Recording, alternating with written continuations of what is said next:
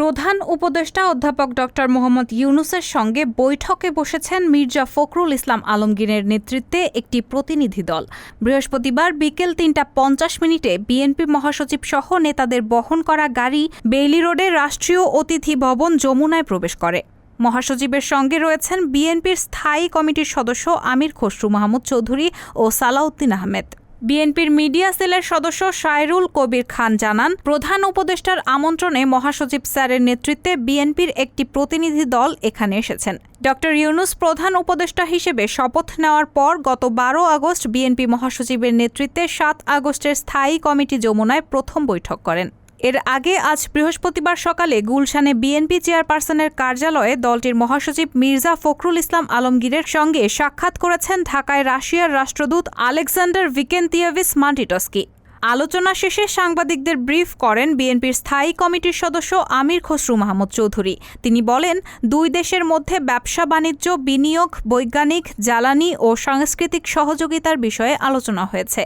আমির খসরু বলেন, রাশিয়া জানতে চাচ্ছেন বর্তমান অবস্থা এবং ভবিষ্যতে এই সংকট উত্তরণ নিয়ে আমরা কী চিন্তা করছি। আমাদের তরফ থেকে পরিষ্কার বলা হয়েছে, বিএনপি সবার সঙ্গে সম্পর্কে বিশ্বাসী। কোনো বিশেষ দেশ বা আলাদাভাবে আমরা কাউকে দেখি না। সব দেশের সঙ্গে সম্পর্ক থাকবে এবং বাংলাদেশের মানুষের সঙ্গে রাশিয়ার মানুষের সম্পর্ক থাকবে। আমির খসরু বলেন, বাংলাদেশের বর্তমান প্রেক্ষাপট বিষয়ে তারা জানতে চেয়েছে। আমরা বলেছি, ইতোমধ্যে আমরা আমাদের অবস্থান পরিষ্কার করেছি। যত শিগগিরই অন্তর্বর্তী সরকার নির্বাচনের মাধ্যমে নির্বাচিত সরকারের কাছে ক্ষমতা হস্তান্তর করা যাবে।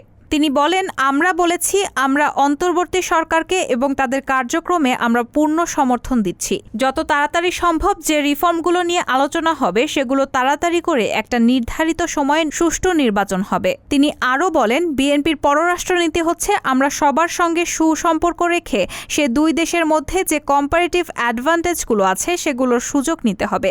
বাংলাদেশে যেখানে কম্পারেটিভ অ্যাডভান্টেজগুলো আছে সেগুলোর আমরা সুযোগ নিতে চাই। দুই দেশের সম্পর্ক হতে হবে, পরস্পর লাভবান হতে হবে, পরস্পরের প্রতি সম্মানবোধ থাকতে হবে। সেই বিষয়গুলো আমাদের আলোচনায় উঠে এসেছে। সাক্ষাতে মহাসচিবের সঙ্গে দলের special assistant to the chairperson's foreign affairs advisory কমিটির সদস্য শামা ওবায়েদ উপস্থিত ছিলেন।